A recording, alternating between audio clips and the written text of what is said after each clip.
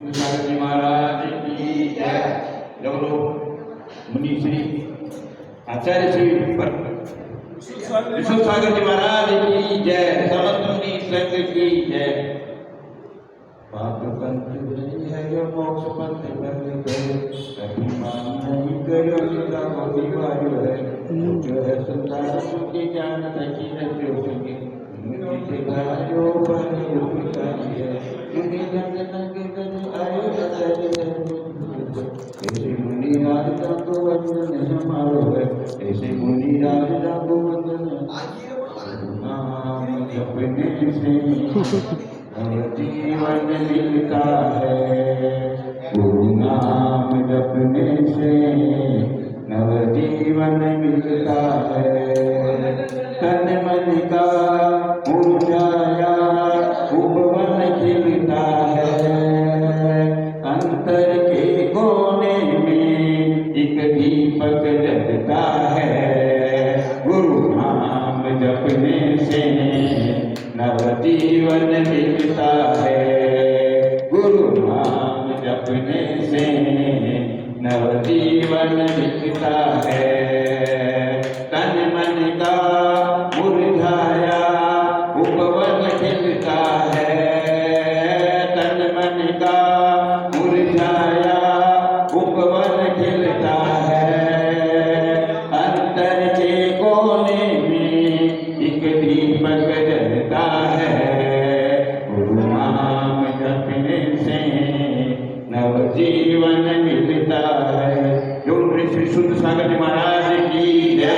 समस्त मुनि संघ की जय।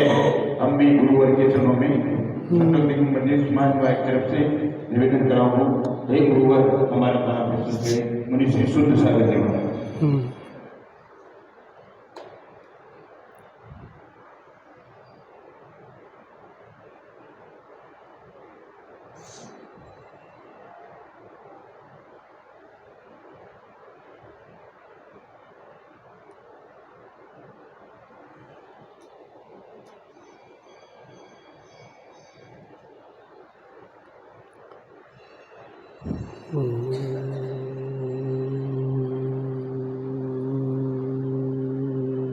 नमः सिद्धेभ्यः।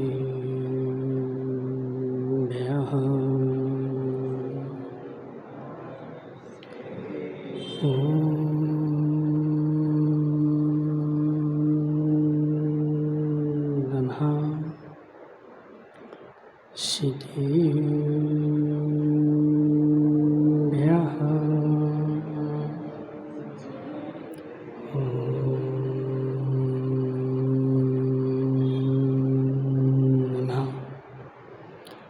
सिद्धेभ्यः।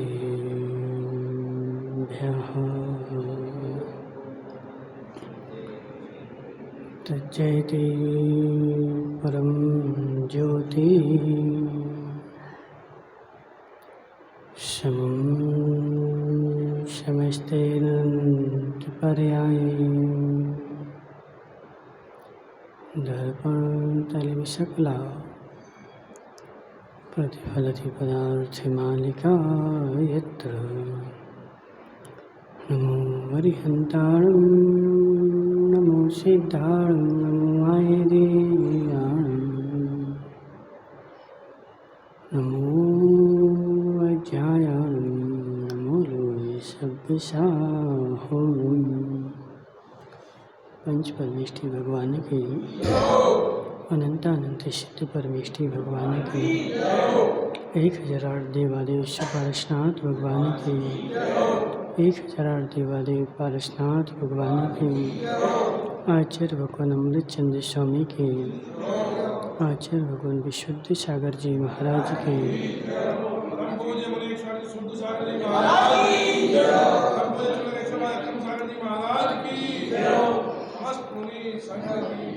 मनुष्यों तीर्थंकर भगवान की दिव्य देशना शादबाद वाणी जयवंत हो। आचार्य भगवान अमृतचंद्र स्वामी पुरुषार्थ सिद्धि उपाय ग्रंथ में वस्तु स्वरूप का विवेचन कर रहे हैं कि हे जीव, जो व्यक्ति हिंसा का पर्याय रूप अदान में बुद्धि लगाता है, वह जीव अवश्य ही हिंसक है। क्योंकि हिंसा जो है वह दो प्रकार की होती है, एक तो द्रव्य हिंसा और दूसरी भाव हिंसा। भावों की हिंसा होने के बाद ही द्रव्य की हिंसा होती है, और जब तक भाव हिंसा नहीं होती तब तक द्रव्य हिंसा भी नहीं होती। इसलिए हे जीव, यहाँ पर आचार्य भगवान बोल रहे हैं कि हिंसा का पर्याय रूप लोभ नाश किया जाता है। इसलिए अतिथि के लिए दान नहीं देना हिंसा ही है। जो व्यक्ति लोभ कर रहा है और लोभ करके दान नहीं दे रहा है, उसे आचार्य भगवान यहाँ पे हिंसक बोल रहे हैं। अब बोलो महाराज, मैंने क्या काम किया? मैंने कौन सी हिंसा की, किस जीव का वध किया कि मुझे हिंसक बोला जाए? हे जीव, दूसरे की हिंसा करना बड़ा पाप नहीं है, स्वयं की हिंसा करना महान बड़ा पाप है। त्रिलोकचंद जी, तू अनंत काल से संसार में क्यों रह रहा है? महाराज, मैंने पर की हिंसा बहुत कम की, लेकिन निज भावों की हिंसा बहुत ज़्यादा की। पर की हिंसा करने वाला मोक्ष जा सकता है, लेकिन स्व की हिंसा करने वाला मोक्ष नहीं जा सकता। ओ महाराज, आदिनाथ भगवान के पुत्र भरत भगवान 6 खंड के अधिपति बने, और जब 6 खंड जीतने गए थे तो 6 खंड जीतने में 60,000 वर्ष लगे थे। कितने लगे? 60,000 वर्ष तक उन्होंने क्या किया? महाराज लड़ाई लड़ी ना। कितने दिन तक? 60,000 वर्ष तक लड़ाई लड़ी, और 60,000 वर्ष तक कोई ऐसी नहीं कि छोटी मोटी बाल बच्चों से लड़ी हो। बड़े बड़े राजाओं को हराया, उनकी बड़ी बड़ी सेनाएं सामने आई, और जब सेनाएं सामने आई तो एक एक तीर से लाखों के सिर अलग कर दिए। किसने? किसने नीरज भाई? भरत चक्रवर्ती ने एक एक तीर चलाया और लाखों के सिर धड़ से अलग हो गए। और ऐसी हिंसा उन्होंने कितने दिन तक? 7,000 नहीं, 60,000। ठीक है ना? 60,000 वर्ष तक ऐसी हिंसा करते रहे, और फिर भी भरत घर में बैरागी। ओह नहीं, 60 ठीक है ना? 60,000। हे जीव, हे जीव, देखो हमें आती नहीं, हम पढ़े लिखे थोड़ी हैं। पढ़े लिखे तो संजय है, ठीक है ना? हम तो अंगूठा छाप है। हे त्रिलोकचंद जी, सुन मेरी बात। जिसने 60,000 वर्ष तक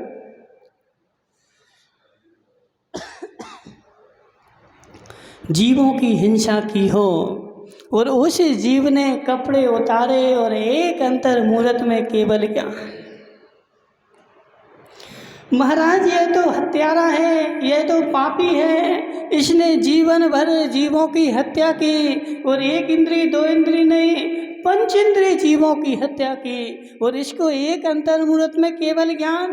देखो आज के ज़माने में यदि किसी की दीक्षा होने लगे और उसने किसी को मारा हो, क्या कहोगे बताओ? रामलाल जी यहाँ आके बैठो। देखो कुर्सी पे बैठोगे तो कर्म का बंद होगा। हाँ नीचे बैठ जा, ठीक है ना? क्योंकि कुर्सी उसके लिए है जिसके घुटने दर्द करते हैं, और जिसके घुटने दर्द नहीं करते वो कुर्सी पे बैठेगा तो उसके घुटने दर्द करने लगेंगे। ठीक है, ये आशीर्वाद है।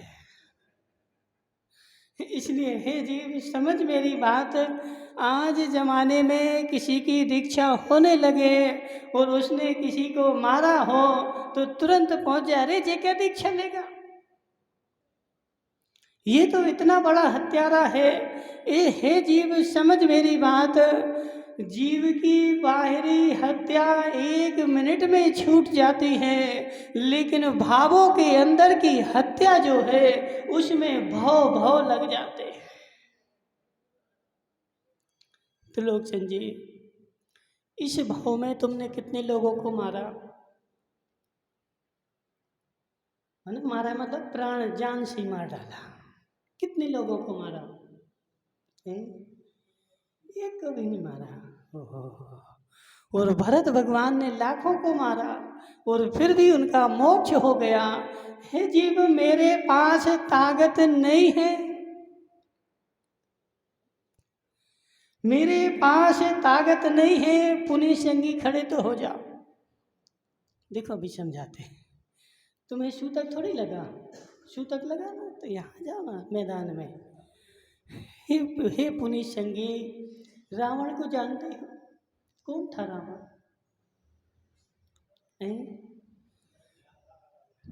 भूल गए। देखो खड़े हो जाओ तो सब भूल जाते। रावण जो था उसने सीता का हरण किया था और 3 खंड का अधिपति था, और रावण सीता को चुरा करके घर में ले आया था। कितना खराब आदमी था ना। अच्छा था कि खराब था? रामलाल जी सत्य बताओ, रावण अच्छा था कि खराब था?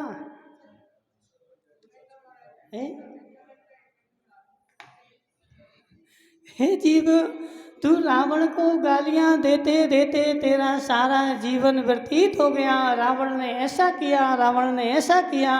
उसके पास 3 खंड की संपत्ति थी, 3 खंड का मालिक था, सोने की लंका थी, और एक सीता को चुरा लाया तो कौन सा बुरा काम किया? संजय भाई, एक सीता को चुरा करके उसने कौन सा खोटा काम किया? उसकी 3 खंड पे मालिक था।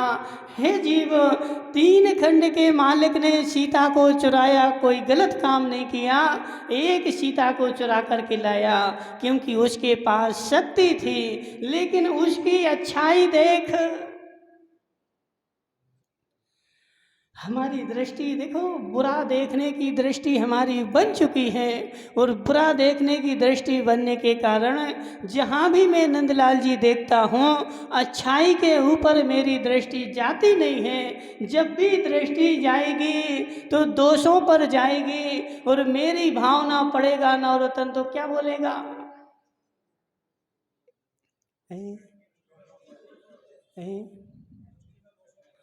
दृष्टि ना दोषों पर जावे और दृष्टि ले जाएगा दोषों पर, और भगवान से जाकर के कहेगा कि मेरी दृष्टि दोषों पर ना जावे। लेकिन आज तक मैंने संसार में क्या देखा?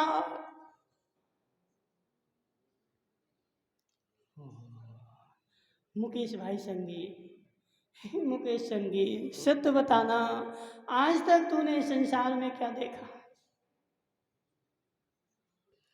महाराज, जब भी मैं फ्री होता हूँ, जब भी मुझे समय मिलता है, तो उस समय में जिनवाणी को उठा करके नहीं देखता हूँ। जिस क्षण में स्कूल से फ्री हूँ उसी समय नगर में निकल जाऊँगा और सारे नगर की बुराइयाँ सुन के घर में आ जाऊँगा। संजय भाई ऐसा होता कि नहीं होता? नवरत्न टोंगिया, जब भी मैं फ्री होऊंगा तो कहाँ बैठूंगा? क्या हो गया? बैठना थोड़ी है, देखो खड़े होके सुनोगे तो जल्दी समझ में आ जाएगा। खड़े होके सुनोगे तो जल्दी समझ में आएगा, और बैठ के सुनोगे तो देर में आएगा।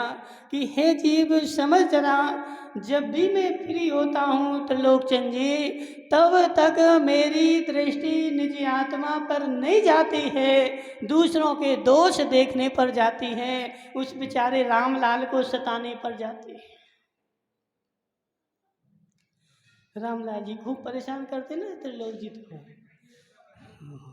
हे जीव, हे जीव समझ मेरी बात, और अपने हृदय को टटोल, मेरे पास कितना धर्म है। मैं उन्हें अमर सिंह के जैसा भी नहीं हूँ, मैं बनारसी दास के जैसा भी नहीं हूँ। बनारसी दास से राजा प्रसन्न हो गए। बनारसी दास नहीं थे, कोई और थे वो।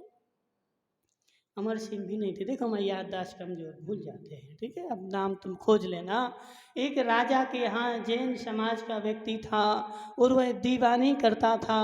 और एक दिन राजा उससे प्रसन्न हो गया, और प्रसन्न होकर राजा ने पूछा कि बोलो तुम्हें क्या चाहिए, क्या मांगोगे त्रिलोकचन जी, क्या मांगोगे। महाराज 10-20 लाख करोड़, 10 करोड़ मांग लेंगे, 20 करोड़ मांग लेंगे। हे जीव, उसने कुछ नहीं मांगा। राजा प्रसन्न है, राजा प्रसन्न है, मांगो तुम्हें क्या चाहिए। राजन यदि तुम मुझसे प्रसन्न हो तो मुझे मात्र इतना सा चाहिए कि तुम मेरी ड्यूटी के समय कम कर दो। ओह, मुझे पैसा नहीं चाहिए, मुझे तुम्हारा धन नहीं चाहिए, मुझे मात्र हमारा, यदि तुम प्रसन्न हो और देना चाहते हो तो मुझे कुछ समय दे दो अपनी ड्यूटी में से। 8 घंटे करवाते हो, 6 घंटे, 7 घंटे, 1-2 घंटे कम कर दो। 1-2 घंटे कम करके क्या करोगे। महाराज जो 1-2 घंटे मुझे मिलेंगे, उस समय में अपने आप को देखूंगा।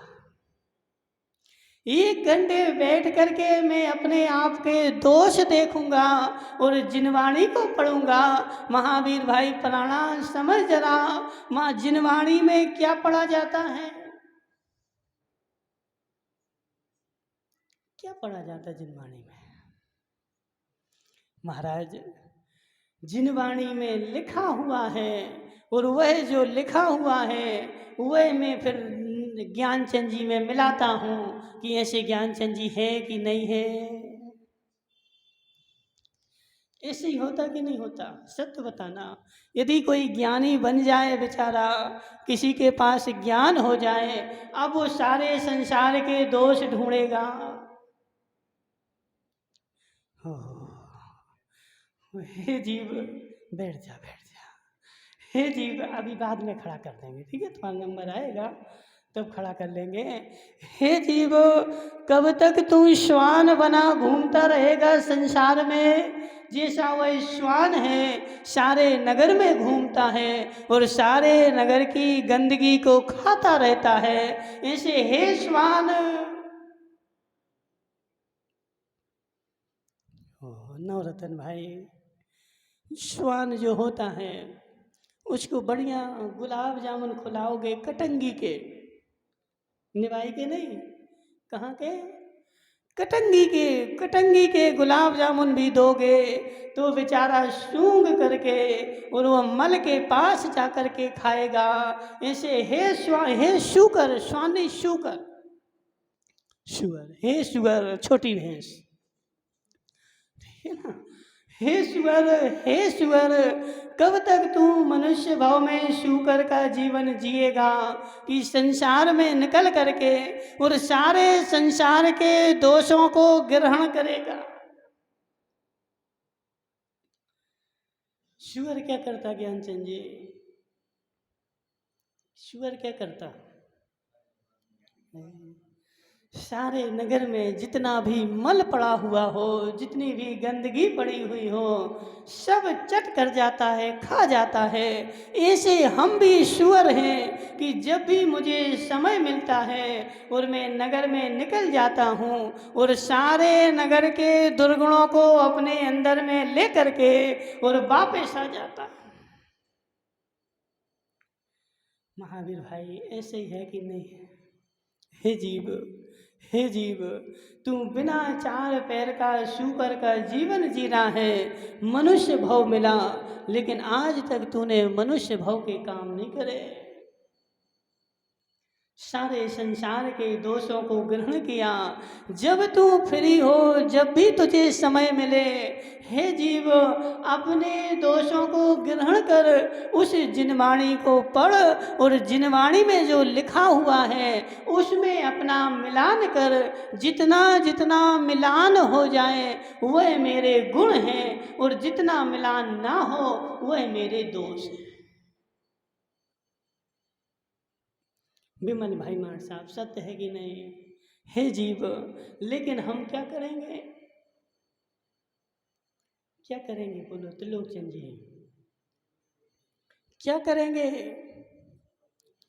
जब भी मैं फ्री होता हूँ, मुझे समय मिलता है, एक सेकंड के लिए भी तुम्हें संगोष्ठी लगा करके बैठ जाता हूँ और सारे संसार के दुर्गुणों को। आज तक तूने गुणों की चर्चा करी क्या राकेश संगी? आज तक तूने गुणों की चर्चा करी क्या? नहीं महाराज, दुर्गुण कहते हैं तो आनंद आता है और गुण कहते हैं तो।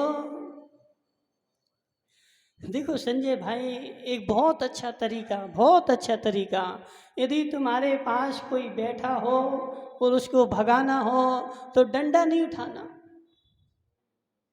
है, डंडा नहीं उठाना, झाड़ू भी नहीं लगाना, मात्र जिनवाणी उठा करके पढ़ने लगना। तुम देखो, जिनवाणी उठा के पढ़ने बैठ जाना, वह बेचारा अपने आप भग जाएगा, एक मिनट भी वहाँ बैठने वाला नहीं है। ऐसे हे धर्मचंद जी, आज तक मैं संसार में रह करके मैंने सारे संसार के दुर्गुणों को अपने अंदर ग्रहण किया। जहाँ जहाँ भी सत्य बताना, यदि स्वाध्याय होने लगे, बेचारा 10 मिनट भी बैठना उसको भारी पड़ जाए, और बाहर यदि किसी की दुर्गुणों की कथा होने लगे, क्या होगा? रोड पे किसी के दुर्गुणों की कथा होने लगे, माताओं मंदिर में चर्चा होने लगे, उनकी बहू ऐसी है, उनकी बहू ने ऐसा कर दिया, उन्हें ऐसा कर दिया, क्या करोगे? सुनोगे कि नहीं? है?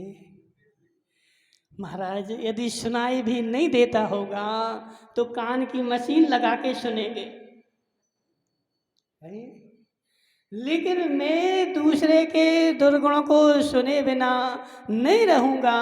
ऐसे हे श्वान, जो दूसरों के दुर्गुणों को सुनने में रुचि लगा रहा है, वह मनुष्य के भाव में श्वान स्वर की पर्याय में है।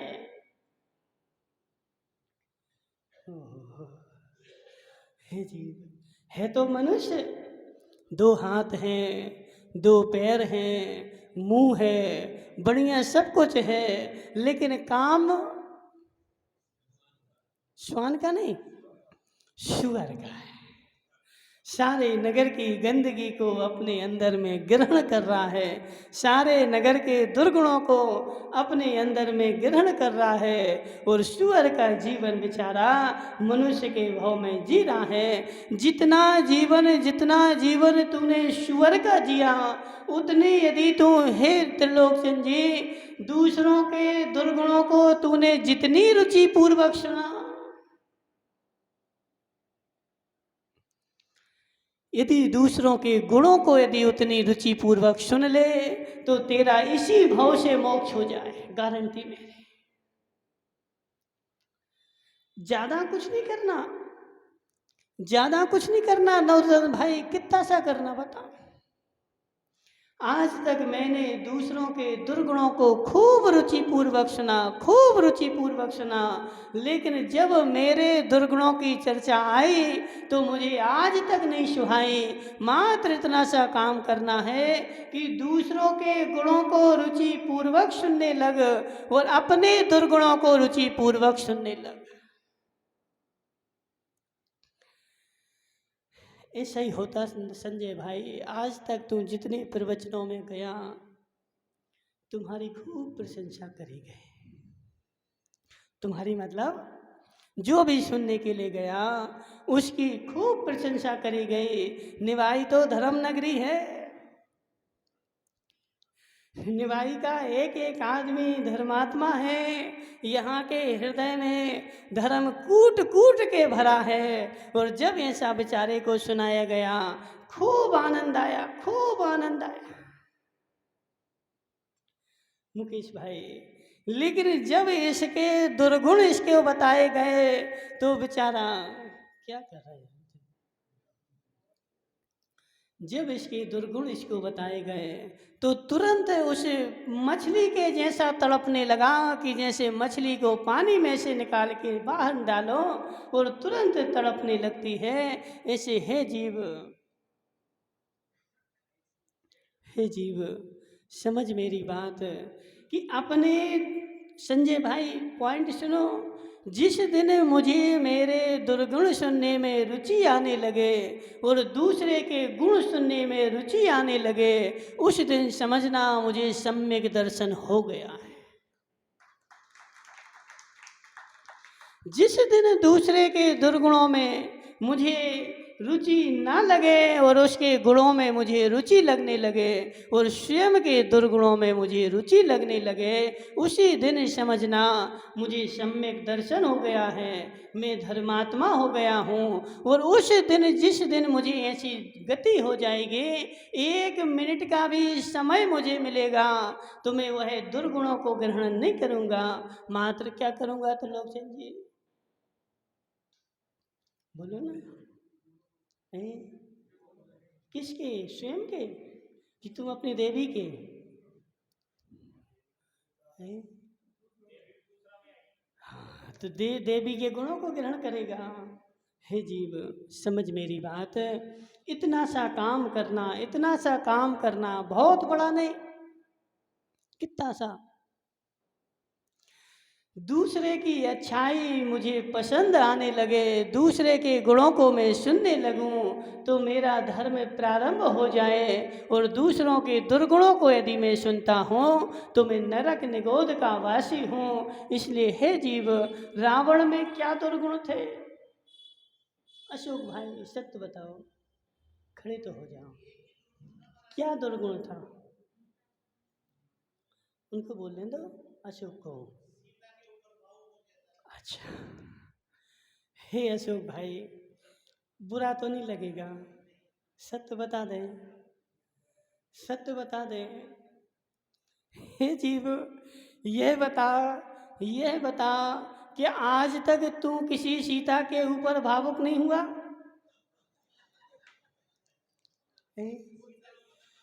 हे जीव वह सीता तो तू एक विवाह करके लाया है, लेकिन ना जाने कितनी सीताओं के ऊपर तेरी दृष्टि गई थी, लेकिन तुझे लोक लाज की शर्म थी और तू ताकतवर नहीं था और सरकार का डर था, इसलिए तूने सीता को पकड़ा नहीं।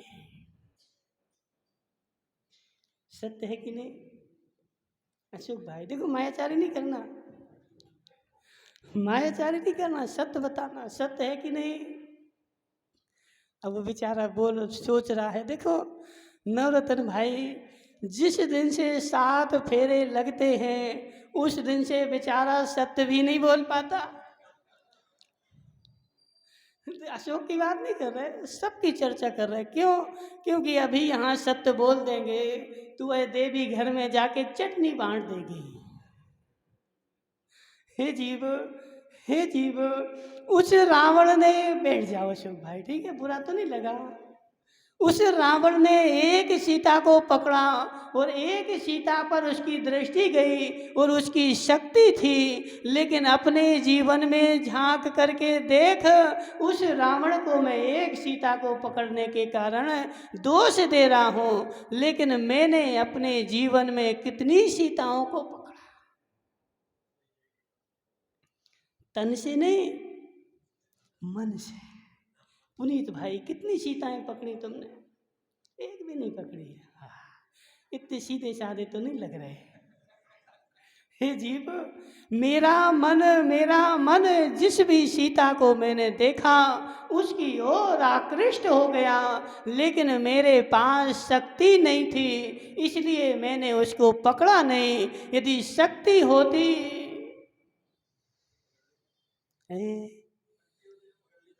धर्मचंद जी, शक्ति होती, अब उस रावण की अच्छाई देख कि सीता को पकड़ करके तो ले आया और अपने घर में रख लिया, और सारी शक्ति भी है, और फिर भी हाथ,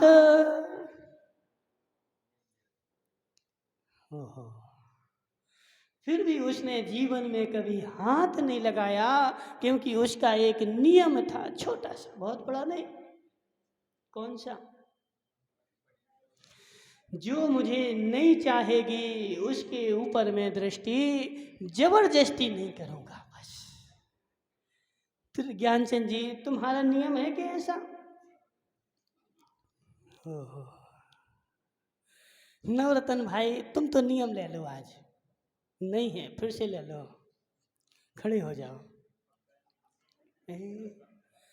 इतना सा नियम ले लो कि मैं अपनी सीता को छोड़ करके दूसरी सीता के ऊपर दृष्टि नहीं डालूंगा। पक्का? कैसा करना? और है कोई ऐसा रावण, है कोई ऐसा रावण जो इतना सा नियम ले सके? कोई नहीं है। रामलाल जी, तुम तो ले लो नियम, बड़ा नियम नहीं है। हाँ, हे जीव, बैठ जाओ नर्तन भाई।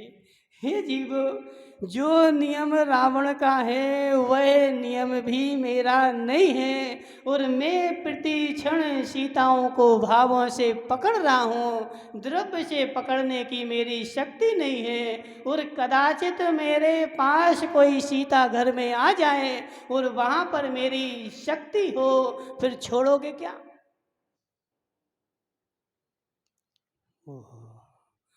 देखो संजय भाई, यहाँ गौर करो, यहाँ पर गौर कर, और यहाँ पर देख, क्या मेरा ऐसी स्थिति है, क्या मैं इतना बलवान हूँ कि जिस सीता को मैं वर्षों से चाह रहा था और वह सीता मेरे घर में मुझे अकेले मिल जाए?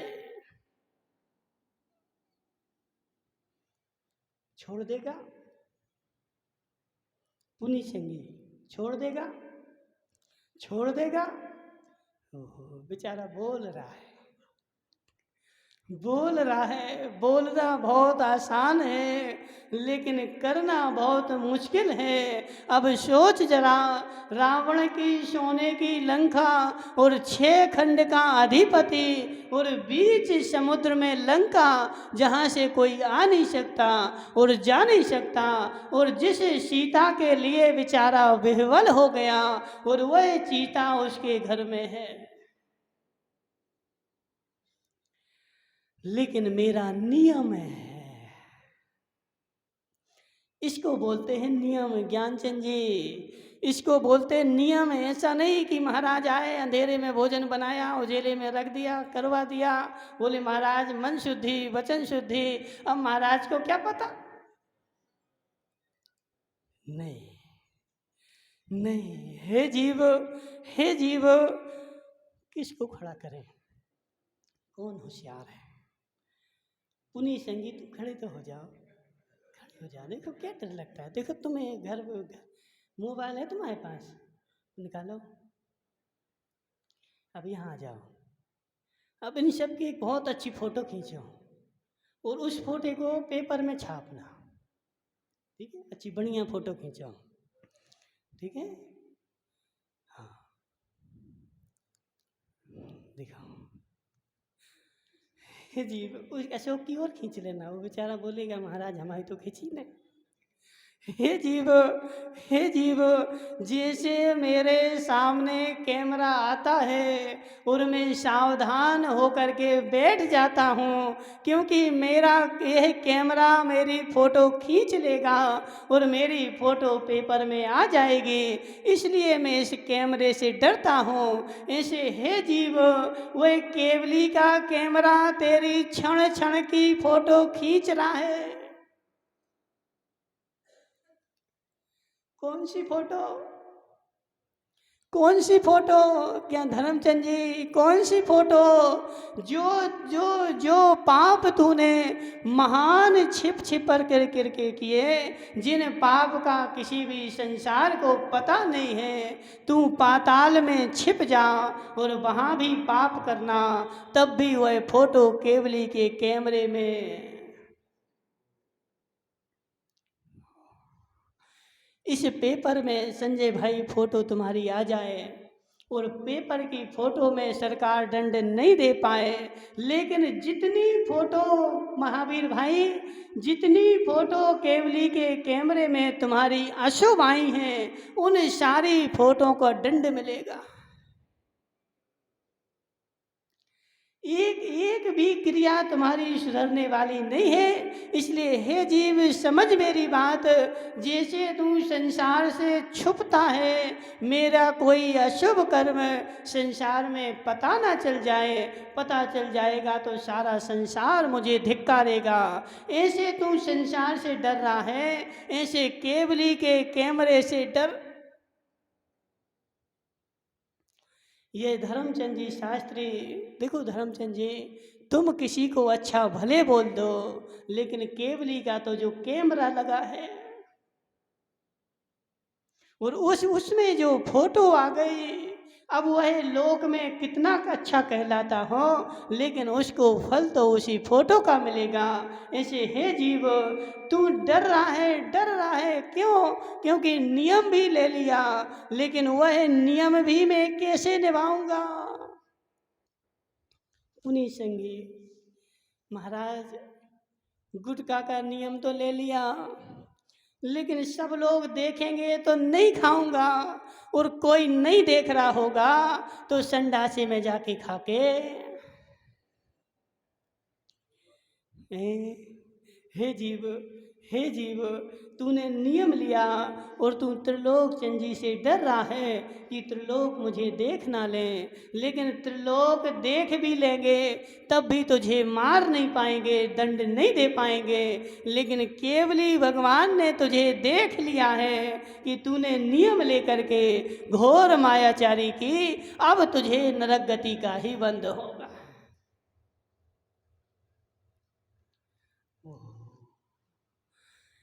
किससे डरता है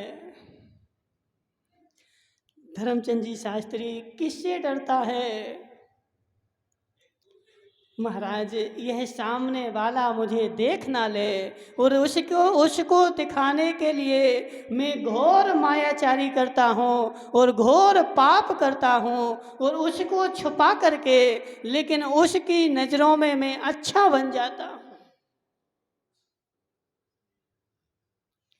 अच्छा बनना है ना, केवली की नज़रों में बन। अच्छा बनना है विमल मार साहब, भगवान के ज्ञान में बन, भगवान के ज्ञान में अच्छा बन जाएगा, फिर तुझे संसार बुरा कह नहीं पाएगा, और संसार की नज़रों में अच्छा बनेगा, तुझे केवली भगवान अच्छा कह नहीं पाएंगे। अब रावण का नियम है, कौन सा? कौन सा? पराई स्त्री को जब तक वह मुझे नहीं चाहेगी तब तक मैं उसे हाथ नहीं लगाऊंगा। इतना सा नियम लिया था उन्होंने, केवली भगवान के समो शरण में जा कर के, और उस सीता को चुरा कर तो ले आया, लेकिन उस सीता को छुआ नहीं। क्यों? क्यों? इतना सा नियम तोड़ लेते ना, कौन देख रहा था? एक बार आज माइक तुम्हारा काम नहीं कर रहा है। एक बार पुनीत संगी। अब वो क्या होता है, कोई रात्रि भोजन का नियम ले ले धर्मचंद जी, और कोई उसका बेचारा का बेटा चला जाए टोंक, और रात में 9 बजे आया, माता कहेगी चलो आज तो खा लो, एक दिन में क्या होता है।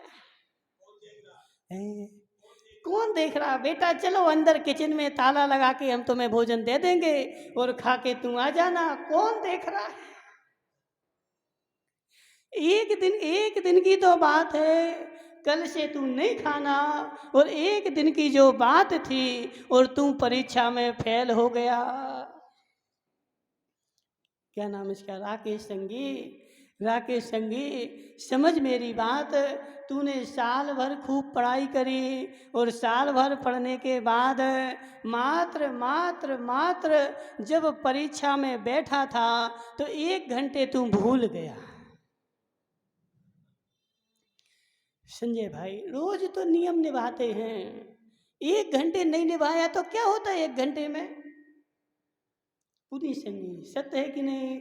महाराज रोज तो गुटखा नहीं खाते, एक बार खा लिया तो क्या हो गया, वह एक बार का खाना भी तेरे नरक गति के बंद का कारण बन गया। समझ जरा, जिसने नियम नहीं लिया उसको तो कम बंद होगा, और जिसने बेचारे ने नियम ले लिया और फिर वैसे काम कर रहा है उसको घोर पाप का बंद होगा।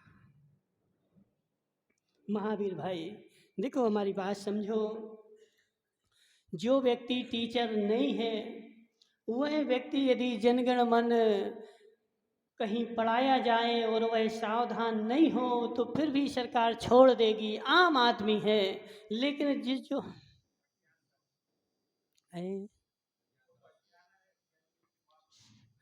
क्योंकि वह अज्ञान है और उसको सरकार छोड़ भी देगी। लेकिन जिसने नियम लिया, जब तुम्हारी टीचर की नौकरी लगी थी, जब तुम सरकारी सर्विस बना था, तब तुझे बहुत सारे पेपरों पर साइन करवाए गए थे। मार साहब सत्य है कि नहीं, अब तुम पुराने हो गए, उस समय नहीं भी चलता हो, लेकिन आज जब भी किसी की नौकरी लगती है तो उसको पहले बहुत सारे पेपरों पर साइन करवाया जाता है। लेकिन वह व्यक्ति बेचारा ऐसा मूर्ख होता है कि वह साइन करके आ जाता है, पढ़ता नहीं। तहसीलदार साहब ऐसा होता कि नहीं होता, तुम्हारे यहाँ कोई किसान आया, ऐसा साहब ऐसा काम करवाना है, और ऐसे काम करने के लिए तुमने बोला यहाँ साइन कर दो, तो बेचारा ना पढ़ेगा ना समझेगा और साइन करके आ जाएगा। ऐसे तुम भी क्या करते, जब तुम्हारी टीचर की नौकरी लगी थी तो तुम्हारे लिए साइन करवाए गए थे कि तुम तन मन से और इस देश के लिए समर्पित हो, तुम कोई भी ऐसा काम नहीं कर सकते। जी नहीं चलता क्या है, जी बंद है शायद ऐसा। तुम ऐसा कोई भी काम नहीं कर सकते जिससे देश की अवहेलना हो, जिससे देश की मान हानि हो। कोई भी सरकारी आदमी किसी काली पट्टी के काम में भाग नहीं ले सकता। क्यों तहसीलदार साहब, क्यों? देश के खिलाफ, सरकार के खिलाफ कोई भी काम हो रहा हो और उसमें सरकारी व्यक्ति हिस्सा नहीं ले सकता, क्योंकि उसको पहले नियम दिया गया है कि तू देश के विरुद्ध में, सरकार के विरुद्ध में कभी भी कोई कार्य नहीं करेगा। और फिर वह आदमी यदि करता है, समझो हमारी बात, यदि संजय प्रेस वाले सरकार के विरोध में कोई जुलूस निकालें तो सरकार इनसे कुछ नहीं कहेगी। लेकिन सरकारी व्यक्ति यदि कोई सरकार के विरोध में रैली निकाले, सरकार के कार्यक्रम के विरोध में खड़ा हो जाए, तो उसके लिए सरकार दंड देगी। क्यों? क्योंकि तूने पहले ऐसा नियम लिया है कि मैं सरकार के विरोध में कोई काम नहीं करूँगा, लेकिन अब तू कर रहा है। तो ऐसे है जीव, तूने नियम ले लिया त्रिलोकचंद जी कि मैं स्वाध्याय करूँगा और फिर नहीं कर रहा है।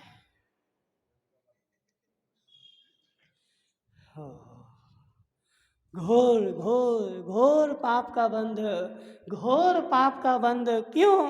क्योंकि तू अपने नियम को अटल नहीं रख करके और तू अपने नियम से डिग गया। लेकिन वह रावण जो था उसने इतना सा नियम लिया था, और वह जब नियम भी लिया था तो उसके मस्तिष्क में क्या चल रहा था?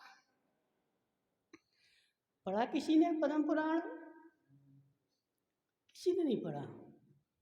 क्या करते रहते तुम लोग दिन भर हैं? यहाँ तो बोलो महाराज निवाई है, निवाई में तो सब रगड़ा करते हैं, रगड़ते रहते दिन भर, खाते रहते हैं। हे जीव, जितना समय तू यह गुटके को रगड़ने में लगाता है, उतना समय यदि जिनवाणी को पढ़ने में लगा दे तो तेरा इसी भाव से मोक्ष हो जाए। धर्मचंद जी, वो गुटका आधे घंटे मल्ले के लिए तो समय है, लेकिन जिनवाणी पढ़ने के लिए बोलेगा, बोले महाराज समय नहीं है। हे जीव, समय जब रावण ने नियम लिया था तब उसके मस्तिष्क में क्या चल रहा था? मैं 3 खंड का अधिपति, मैं प्रति नारायण, मेरी सोने की लंका, और ऐसी पृथ्वी पर कौन सी नारी होगी जो मुझे नहीं चाहेगी? ऐसी तो संसार में है ही नहीं। आज तक मैंने जिस नारी के ऊपर दृष्टि डाली वह मेरी हो गई।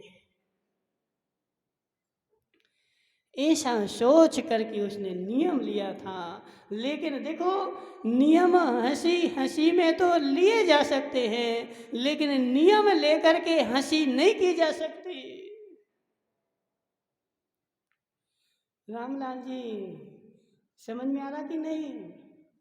नियम हंसी हंसी में तो लिया जा सकता है, लेकिन नियम लेकर के फिर हंसी नहीं हो सकती है। तो उस रावण ने अपना नियम लिया कि जो स्त्री मुझे नहीं चाहेगी उस स्त्री के ऊपर मैं दृष्टि नहीं डालूंगा। अब स्थिति ऐसी बनी कि सीता के ऊपर मोहित हो गया, और जब वह मोहित हुआ तो उसकी काया जो थी दिन प्रतिदिन कृश होने लगी, और उसने मंदोदरी से बोला कि मैं यदि सीता मेरी नहीं हुई तो मेरी इस घर से अर्थी निकलेगी। सोचो जरा धर्मचंद जी शास्त्री, सोचो जरा, उसकी स्थिति देखो, उसकी परिस्थिति देखो, उसकी अवस्था देखो कि ऐसी अवस्था कि जिसके वियोग में उसके प्राण निकलने वाले हैं, और वह भी उसके घर में है। लेकिन नियम नियम है, धर्म धर्म है। उस धर्म के विरुद्ध में एक भी काम नहीं करूँगा। और हमारी स्थिति ऐसी है कि बेचारे किसी का रात्रि भोजन का त्याग हो और कहीं बाहर गया हो और वो बाहर खाने का त्याग हो। अब बाहर तो स्थिति नहीं है, क्या करें, खाना ही पड़ेगा। दिनेश संगी, ऐसे ही है कि नहीं? हे जीव, तेरी जीव पर कंट्रोल नहीं है, तेरी जीव पर कंट्रोल नहीं है, और वह कंट्रोल ना होने के कारण इस बेचारे जीव को दुर्गति का पात्र बनना पड़ेगा। महाराज जीवने जाते हैं, और जीवने जब जाते हैं तो स्पष्ट दिख जाता है कि वह लाइट लगी है और सैकड़ों कीड़े टपक रहे हैं। फिर भी दिनेश संगी बेचारा गुलाब जामुन का कटोरा खोलेगा और उसमें 2-4 वो कीड़े टपक जाएंगे, उनको निकाल के बाहर फेंक देगा और गुलाब जामुन मुंह में रख लेगा। ऐसे ही करते कि नहीं करते? मुकेश भाई, किसी के यहाँ जीमने का निमंत्रण आ जाए, फिर 4 दिन तक घर में रोटी नहीं बनेगी। देखो निभाई है अशोक भाई, ऐसे ही होता कि नहीं होता? निभाई है, निभाई है। और निभाई में तो देखो जीवन ऐसा प्रसिद्ध है बेचारा, निभाई का जीवन ऐसा प्रसिद्ध है जैसे नरक की मार।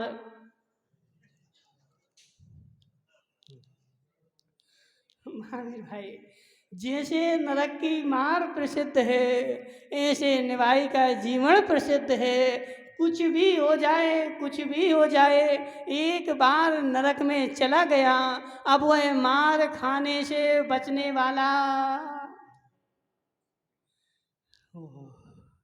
संजय भाई, तीर्थंकर का जीव, तीर्थंकर का जीव, छायक सम्यक दृष्टि जीव, एक भव तारी जीव, वह भी नरक में चला गया, तब भी वहां पर मार काट लगी हुई उसके साथ भी।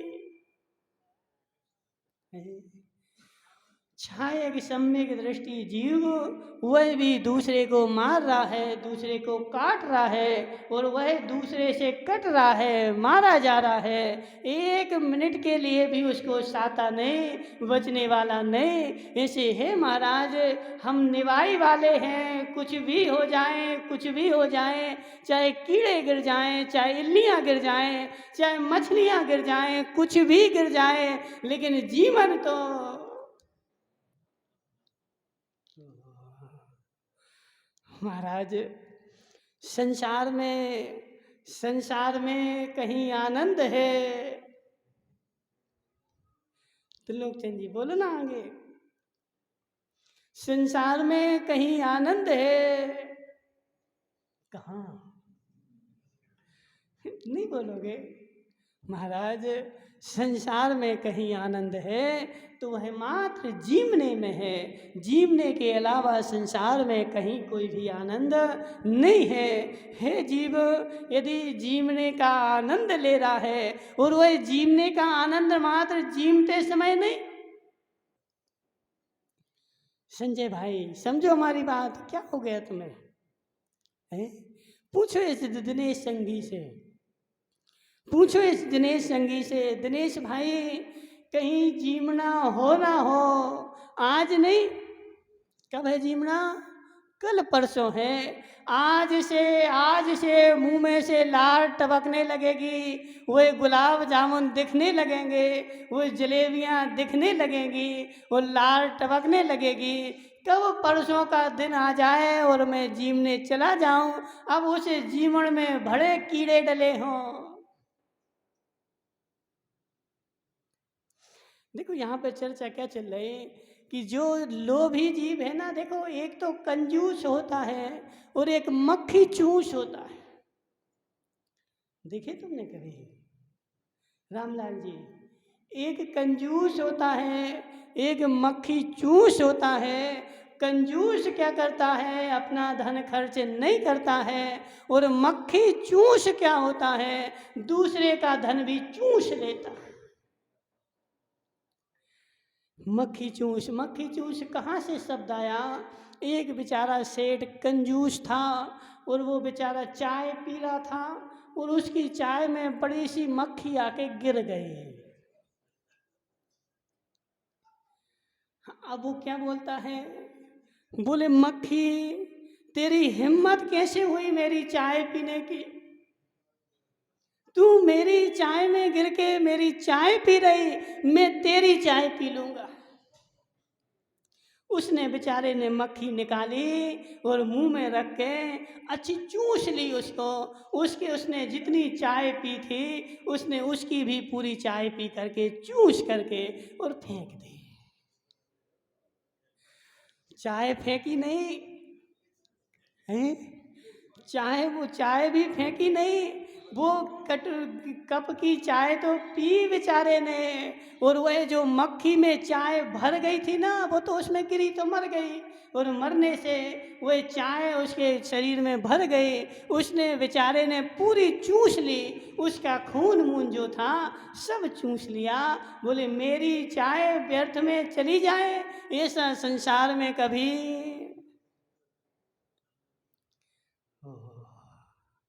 संजय भाई, यहाँ पर आचार्य 172 नंबर गाथा में यही बता रहे कि जो कंजूस है, लोभी है, वह हिंसक है। महाराज क्यों हिंसक है? क्यों हिंसक है? क्योंकि लोभी जीव जो है, लोभ क्या है? कषाय है कि नहीं? संजय भाई, कषाय है कि नहीं? इसलिए अपाणम हणेदी अपेणे, अपाणम हणेदी अपेणे। कार्तिकेय स्वामी में आचार्य भगवान कहते हैं कि लोभी जीव जो है वह अपने द्वारा अपनी आत्मा का घात करता है। तुम्हें कभी किसी को मारना हो, जीवन में एक बार 2 बार मारोगे, और वह भी 1-2 दिन ही विचार करोगे, 2-4 दिन बाद भूल जाओगे। लेकिन लोभी व्यक्ति के अंदर में वह लोभ प्रति क्षण बैठा रहता है। सोते हुए भी नीरज भाई, लोभी व्यक्ति को सोते हुए भी सपने कैसे आते हैं कि मैं बाजार में जा रहा था, मुझे बहुत सारे सोने के सिक्के मिल गए। धर्मचंद जी, लोभी व्यक्ति को बेचारे को स्वप्न में भी लोभ के ही सपने आएंगे, कभी भी दान करने का सपना बेचारे को नहीं आएगा, और कभी आ भी जाएगा तो बेचारा शोक मनाएगा। इतना धन चला गया, कहाँ गया नहीं है, कहाँ स्वप्न में से चला गया, और उस स्वप्न का भी बेचारा शोक मनाएगा कि आज मेरा कैसा भागा है, आज मेरा कैसा पाप कर्म का उदय है कि आज मुझे दान करने का स्वप्न आ गया। प्रति क्षण हे जीव, हे जीव, हे जीव, समझ मेरी बात, और नहीं चेते तो नरक की आयु का बंध हो ही गया है। हे जीव, चेत जा, चेत जा, चेत जा। द्रव्य हिंसा तो कभी कभार की जाती है, और द्रव्य हिंसा करने वाला भी उसी भाव से मोक्ष चला जाता है, अपने सारे पाप कर्मों को काट करके। लेकिन भाव हिंसा के द्वारा जीव अनंत काल से आज तक संसार में भटक रहा है। किससे पूछें? रामलाल जी, तुमसे पूछ ले। अच्छा, हमसे बोला, हमसे नहीं पूछा। हे जीव, हे जीव, नवरत्न टोंगे, तुम ही बता दो, तुम्हारे पास कुछ घर में धन है कि नहीं है? कुछ घर में है कि नहीं है? है ना? तो उस धन को तू सुरक्षा करने की कब कब सोचता है? कभी नहीं सोचता। न संजय भाई, नवरत्न कभी नहीं सोचता है? हाँ, हे जीव, उसको सुरक्षित करने की तेरे मानसिकता में प्रति क्षण बना हुआ है। अभी तू यहाँ शांति से बैठा प्रवचन सुन रहा है, और तेरे घर से अभी कोई दौड़ता हुआ आ जाए कि नवरत्न, नवरत्न, तुम्हारे घर में चोर घुस गए, तुम्हारे घर में चोर घुस गए, और फिर तू उस समय शांति से बैठा रहे, तो फिर कहना कि मेरे मन में कुछ भी नहीं चल रहा है। ऐसा होगा क्या?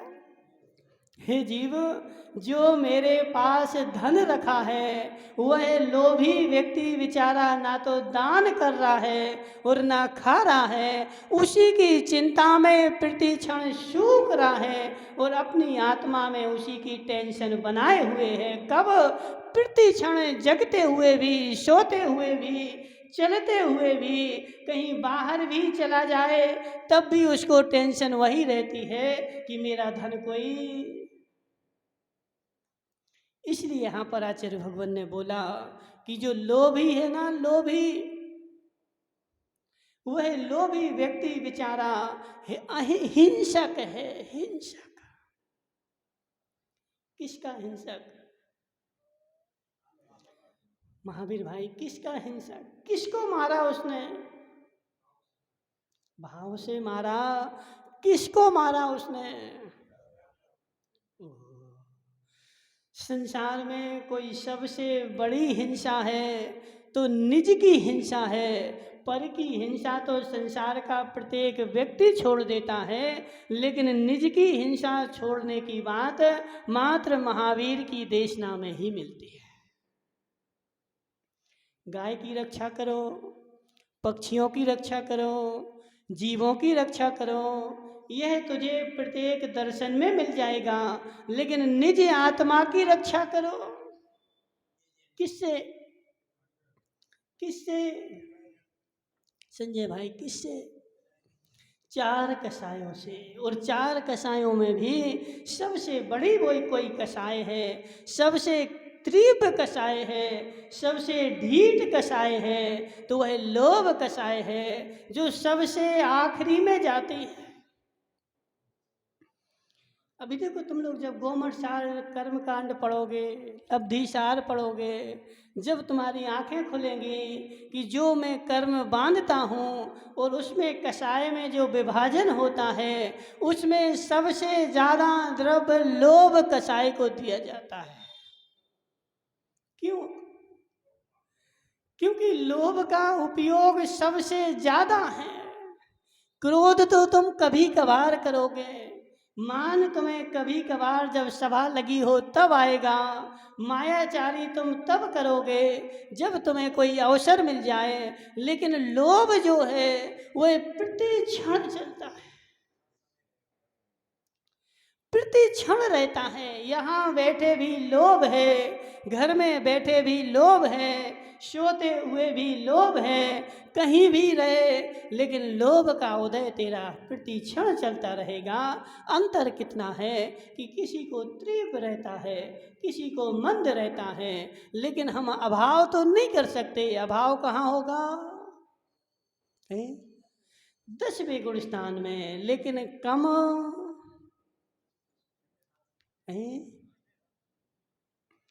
संजय भाई, पहले गुणस्थान में कम नहीं होगा,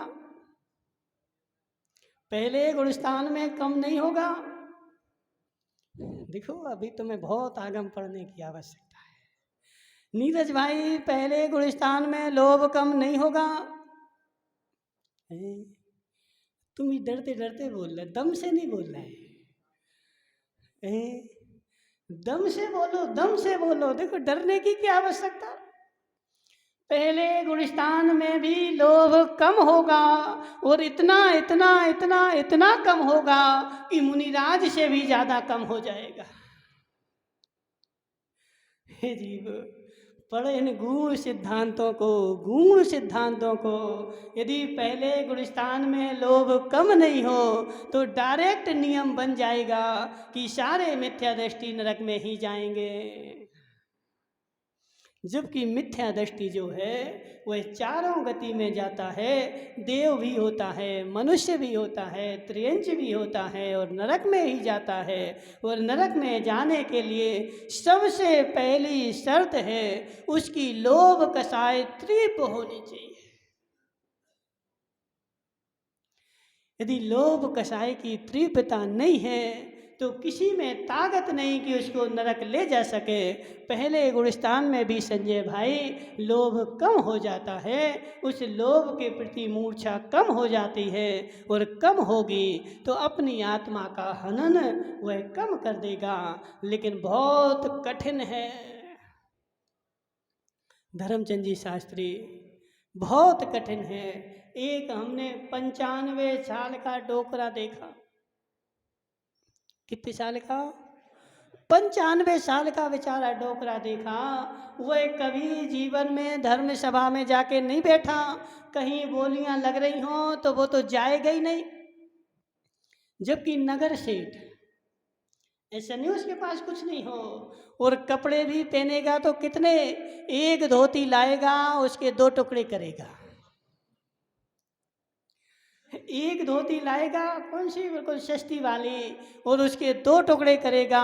और 95 साल में भी दिन भर बेचारा दुकान पे बैठेगा, दिखता नहीं है लेकिन चश्मा लगा के देखता रहेगा, कौन आ रहा है कौन जा रहा है, कोई कुछ लेके तो नहीं जा रहा है। और एक दिन बेचारा मरने को हो गया, अब कब तक जिएगा। सबको देखो, त्रिलोकचंद जी, गरीब भी जाएगा, बोलना जोर से, गरीब भी जाएगा और पैसे वाला भी जाएगा, लेकिन गरीब जो बेचारा जाएगा तो उसको तो वहाँ स्वर्ग में जगह मिलेगी नहीं, इसलिए पैसे वाला ऊपर जाएगा तो पैसे लेके जाएगा, तो वहाँ एक आध मकान खरीद लेगा। ऐसे ही होगा कि नहीं होगा। 95 साल में वह व्यक्ति एक दिन बीमार हो गया और डॉक्टर को बुलाया तो डॉक्टर ने बोला कि अब यह बचने वाला डोकरा जाने वाला है।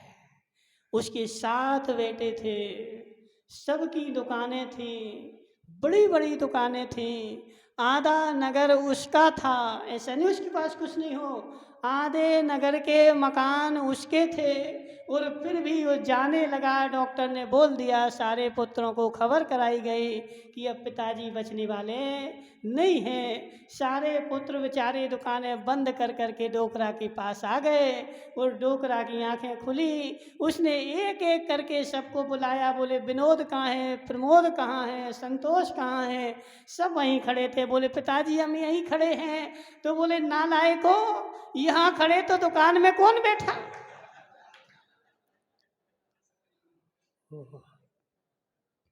सोचो जरा, तुम सब यहाँ खड़े तो दुकान में कौन बैठ रहा है, कौन बोल रहा है, कौन बोल रहा महावीर भाई, कौन बोल रहा है। जिसको डॉक्टर ने बोल दिया कि अब तुम जाने वाले हो, अब बचने वाले नहीं हो, अब उसका प्रयोजन क्या।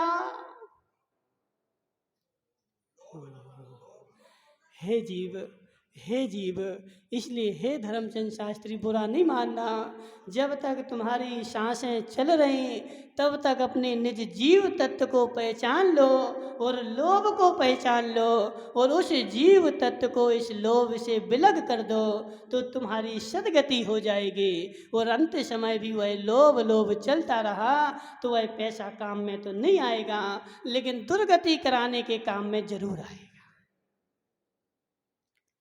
सदगति में पैसा नहीं चाहिए महावीर भाई पुराना, किसके लिए चाहिए। सदगति में जाने के लिए पैसे की आवश्यकता नहीं है, दुर्गति में जाने के लिए पैसे की आवश्यकता है। और प्रत्येक व्यक्ति उस पैसे के पीछे चमड़ी जाए, चमड़ी जाए पर दमड़ी ना जाए, धर्म जाए लेकिन धन ना जाए। नंदलाल जी ऐसे ही है कि नहीं। आज प्रत्येक व्यक्ति देखो दौड़ लगा रहा है, दौड़ लगा रहा है, धर्म भले चला जाए लेकिन धन। हे जीव, हे भले जीव, हे भोले प्राणी, एक बार शांति से बैठकर चिंतन तो कर कि यह धन मेरे किस किस काम में आएगा, यह धन मुझे कौन कौन सी गति में ले जाएगा। और ऐसा एक बार चिंतन करने के बाद फिर उसको जोड़। लेकिन आज तक मैं सोचता नहीं हूँ, आज तक मैं कभी उसके बारे में विचार करता नहीं हूँ, और जितने भी नियम लेता हूँ वह नियम भी टूटते हैं तो धन के कारण ही टूटते हैं। हे जीव, हे जीव, समझ मेरी बात, समझ में आ रही बड़े बाबू, क्या समझ में आ रही बताओ। महाराज जितने भी मेरे आज तक नियम टूटे, जितने भी मैं नियमों से भ्रष्ट हुआ, वह सारे नियम मेरे धन के कारण ही टूटे। जब धन आगे आ जाता है और धर्म आगे आ जाता है और उन दोनों में से मुझे चुनना पड़ता है, तो मैं धन को ही चुनता हूँ और धर्म को।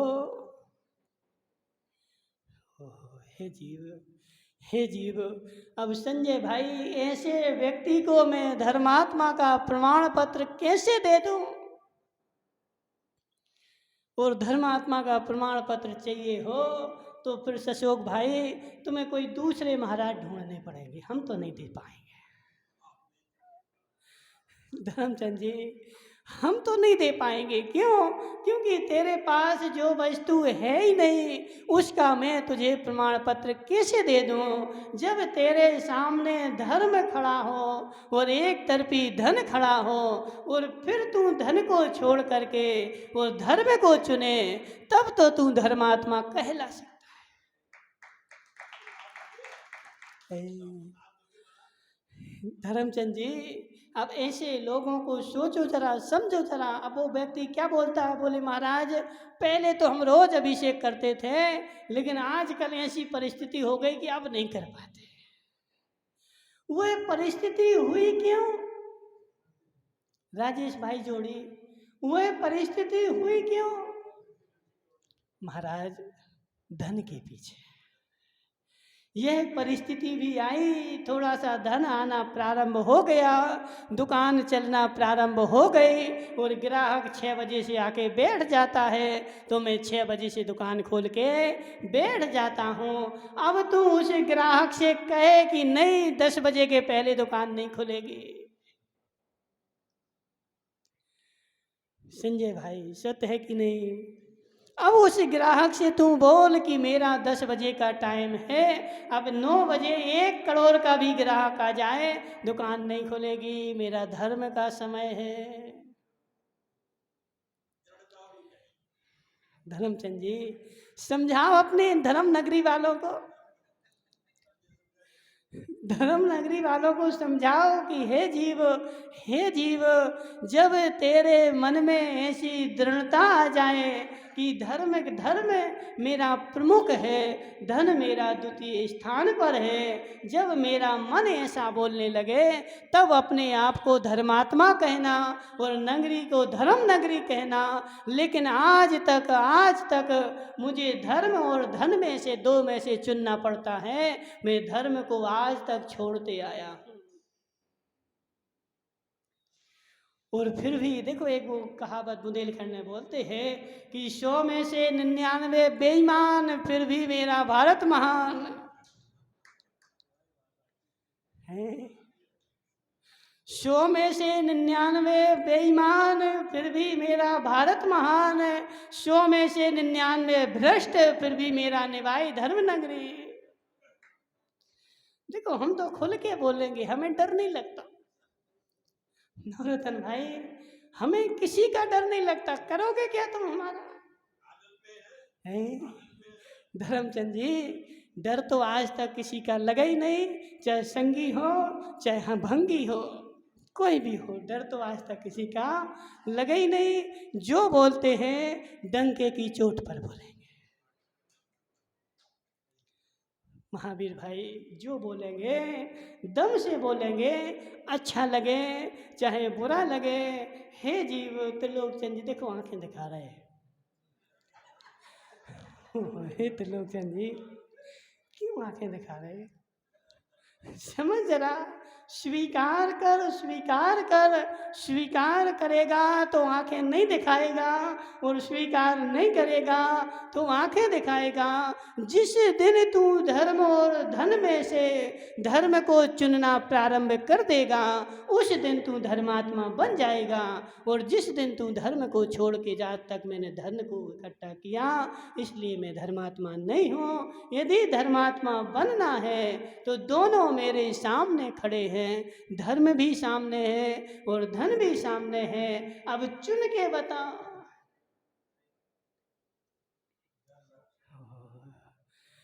देखो क्या बोलते हैं, सत्य और असत्य की पहचान तो परीक्षा के समय ही होती है। सत्य और असत्य की पहचान तो परीक्षा के समय ही होती है। आज सभी राम हैं, प्रत्येक व्यक्ति राम है, प्रत्येक व्यक्ति राम है, लेकिन उसको अकेले में सीता मिल जाए और रावण की दृष्टि नहीं बने तो फिर बोलना कि मैं राम हूँ। संजय भाई, सत्य है कि नहीं? आज तक मैंने एक भी स्त्री को नहीं पकड़ा। अशोक भाई, नींद आ गई क्या? आज तक मैंने एक भी स्त्री को नहीं पकड़ा, आज तक मैंने एक भी स्त्री को नहीं पकड़ा। और तुझे कोई स्त्री अकेले में मिल जाए, वहाँ कोई नहीं हो, और फिर तू छोड़ दे, तो फिर समझना कि मैंने आज तक एक भी स्त्री को।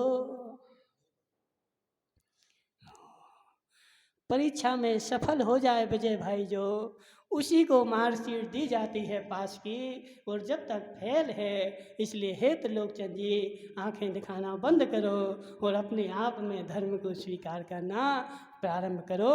जब स्वीकार करेगा तभी धर्म होगा। बोले शांतिनाथ भगवान की।